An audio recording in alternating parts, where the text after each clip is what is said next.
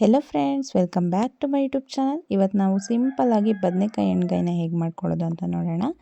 ನಾನಿಲ್ಲಿ ಮೊದಲಿಗೆ ಬದನೆಕಾಯಿ ಎಣ್ಗಾಯಿಗೆ ಬೇಕಾಗಿರೋ ಇಂಗ್ರೀಡಿಯೆಂಟ್ಸ್ನ ಅಲ್ಲಿ ಇಟ್ಕೊಂಡಿದ್ದೀನಿ. ನೆಕ್ಸ್ಟ್ ನಾನಿಲ್ಲಿ 1/4 ಕಪ್ ಆಗೋಷ್ಟು ಕಡಲೆ ಬೀಜನ ಸ್ವಲ್ಪ ಫ್ರೈ ಮಾಡ್ಕೊಳ್ತಾ ಇದ್ದೀನಿ. ಹೀಗೆ ಅದು ಸ್ವಲ್ಪ ಕಪ್ಪಾಗಬೇಕು, ಸಿಪ್ಪೆ ತೆಗೆಯಕ್ಕೆ ಬರಬೇಕು. ಹಾಗಾಗಿ ಇದು ಒಂದು ಅರ್ಧ ಕಪ್ ಆಗೋಷ್ಟು ಪುಟಾಣಿನೂ ಫ್ರೈ ಮಾಡ್ಕೊಂಡು ಇಟ್ಕೊಂಡೆ.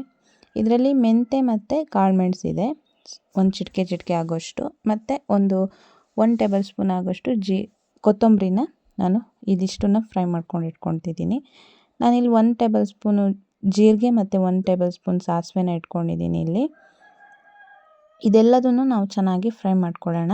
ನೆಕ್ಸ್ಟ್ ನಾನಿಲ್ಲಿ ಒಂದು ಸಣ್ಣ ಕಪ್ಪಲ್ಲಿ 2 ಸ್ಪೂನ್ ಆಗೋಷ್ಟು ಬಿಳಿ ಎಳ್ಳನ್ನು ತೊಗೊಂಡಿದ್ದೀನಿ. ಅದನ್ನು ಚೆನ್ನಾಗಿ ಮಿಕ್ಸ್ ಮಾಡ್ಕೊತೀನಿ.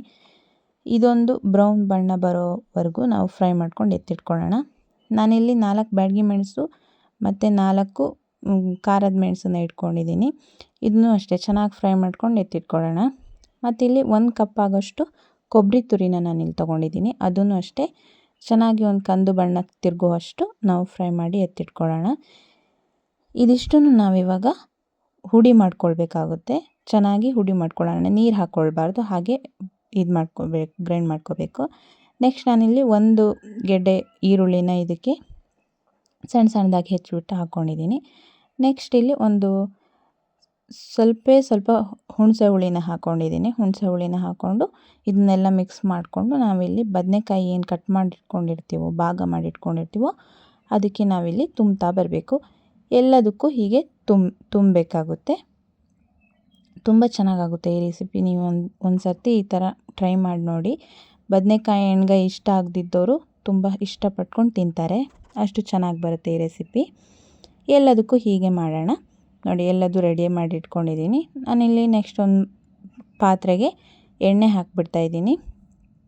ಆಮೇಲೆ ಜೀರಿಗೆ ಮತ್ತು ಸಾಸಿವೆ ಮತ್ತು ಕರಿಬೇವನ್ನ ಹಾಕ್ಕೊಳ್ತಾ ಇದ್ದೀನಿ. ಅದಷ್ಟು ಚೆನ್ನಾಗಿ ಫ್ರೈ ಆದಮೇಲೆ 2 ಈರುಳ್ಳಿ ದೊಡ್ಡ ಗಾತ್ರದ ಈರುಳ್ಳಿನ ಚೆನ್ನಾಗಿ ಹಾಕ್ಕೊಂಡು ಫ್ರೈ ಮಾಡ್ಕೊತಿದ್ದೀನಿ. ಮತ್ತು ಇದಕ್ಕೆ ಟೋಟಲ್ ರುಚಿಗೆ ಎಷ್ಟು ಉಪ್ಪು ಬೇಕೋ ಅಷ್ಟು ಉಪ್ಪು ಮತ್ತು ಅರಿಶಿಣ ಪುಡಿನ ಹಾಕ್ಕೊಂಡು ಚೆನ್ನಾಗಿ ಮಿಕ್ಸ್ ಮಾಡ್ಕೊತಾ ಇದ್ದೀನಿ. ನೆಕ್ಸ್ಟ್ ನಾನು ಇದಕ್ಕೆ ಇಲ್ಲಿ ಬದನೆಕಾಯಿ ಏನು ಮಿಕ್ಸ್ ಮಾಡಿಟ್ಕೊಂಡಿರ್ತೀನಲ್ವ, ಅದನ್ನು ಸ್ಟಫ್ ಮಾಡಿಟ್ಕೊಂಡಿರೋ ಬದನೆಕಾಯಿನ ಇದಕ್ಕೆ ಹಾಕ್ತಾಯಿದ್ದೀನಿ. ಇದು ಚೆನ್ನಾಗಿ ಫ್ರೈ ಆಗಲಿ. ಒಂದು ಕಡೆ ಫ್ರೈ ಆದಮೇಲೆ ಇನ್ನೊಂದು ಕಡೆ ಫ್ರೈ ಆಗೋಕ್ಕೆ ನಾವು ಇದನ್ನು ಟರ್ನ್ ಮಾಡಬೇಕಾಗುತ್ತೆ. ನೋಡಿ, ಇವಾಗ ನಾನಿಲ್ಲಿ ಹಾಕ್ತಾಯಿದ್ದೀನಿ. ಎಲ್ಲದನ್ನು ಹಾಕಿ ಲಿಡ್ ಕ್ಲೋಸ್ ಮಾಡ್ತಾಯಿದ್ದೀನಿ. ಒಂದು 10 ನಿಮಿಷ ಆದಮೇಲೆ ಇದು ಒಂದು ಕಡೆ ಫ್ರೈ ಆಗಿರುತ್ತೆ. ಇವಾಗ ನಾವು ಇದನ್ನು ಟರ್ನ್ ಮಾಡ್ಕೊಳ್ಬೇಕು. ಟರ್ನ್ ಮಾಡಿಕೊಂಡು ನಾವು ಇಲ್ಲಿ ಲಿಡ್ ಕ್ಲೋಸ್ ಮಾಡ್ಕೋಬೇಕಾಗುತ್ತೆ. ಹೀಗೆ ಒಂದು 2-3 ಸರ್ತಿ ನಾವು ಟರ್ನ್ ಮಾಡಿ ಲಿಡ್ ಕ್ಲೋಸ್ ಮಾಡ್ಕೊಳ್ತಾ ಇರಬೇಕಾಗುತ್ತೆ. ಯಾಕಂದರೆ ಒಂದೇ ಕಡೆ ಕಪ್ಪಾಗಿಬಿಡುತ್ತೆ. ಹಾಗಾಗಿ ಬದನೆಕಾಯಿ ಎಲ್ಲ ಕಡೆ ಬೇಯಬೇಕಲ್ವ, ಹಾಗಾಗಿ ಅದು ನಾವು ಇಡೀ ಹಾಕಿರೋದ್ರಿಂದ ಚೆನ್ನಾಗಿ ಹೊಂದ್ಕೊಂಡು ಬೇಯುತ್ತೆ. ಹಾಗಾಗಿ ಇದೆಲ್ಲ ಬೆಂದಾದಮೇಲೆ ನಾವೇನು ಮಸಾಲೆ ಮಾಡಿರೋದು ಉಳಿದಿರುತ್ತೋ ಅದನ್ನು ಹಾಕೋಬೇಕಾಗುತ್ತೆ. ತುಂಬ ಸಿಂಪಲ್ಲಾಗಿ ಈ ರೆಸಿಪಿ ಮಾಡಬೇಕು ಫ್ರೆಂಡ್ಸ್, ತುಂಬ ಚೆನ್ನಾಗಾಗುತ್ತೆ. ನೋಡಿ, ನಾನು ಹೇಳಿದ್ನಲ್ಲ, ಅದು ಈರುಳ್ಳಿ ಹಾಕಿರೋ ಮಿಕ್ಸ್ ಏನು ಇದೆಯೋ ಅದನ್ನು ನಾನು ಇವಾಗ ಆ್ಯಡ್ ಮಾಡ್ತಾಯಿದ್ದೀನಿ. ಅದಕ್ಕೆ ಮಿಕ್ಸಿ ಜಾರ್ದಲ್ಲಿ ಕಡ್ದಿರ್ತೀವಲ್ಲ, ಅದಕ್ಕೆ ಸ್ವಲ್ಪ ನೀರು ಹಾಕಿಬಿಟ್ಟು ಅದನ್ನು ಕಲಿಸ್ಬಿಟ್ಟು ಇದಕ್ಕೆ ಹಾಕ್ತಾಯಿದ್ದೀನಿ. ನೋಡಿ, ಇವಾಗ ಚೆನ್ನಾಗಿ ಟರ್ನ್ ಮಾಡ್ಕೋಬೇಕಾಗುತ್ತೆ. ಲಾಸ್ಟಿಗೆ ಕೊತ್ತಂಬರಿ ಸೊಪ್ಪು ಹಾಕಿಬಿಟ್ರೆ ಆಯಿತು. ಕೊತ್ತಂಬರಿ ಸೊಪ್ಪು ಹಾಕಿಬಿಟ್ಟು ಚೆನ್ನಾಗಿ ಒಂದು ಸರ್ತಿ ಮಿಕ್ಸ್ ಮಾಡಿಕೊಂಡು ಲಿಡ್ ಕ್ಲೋಸ್ ಮಾಡ್ಕೊಳ್ಳೋಣ.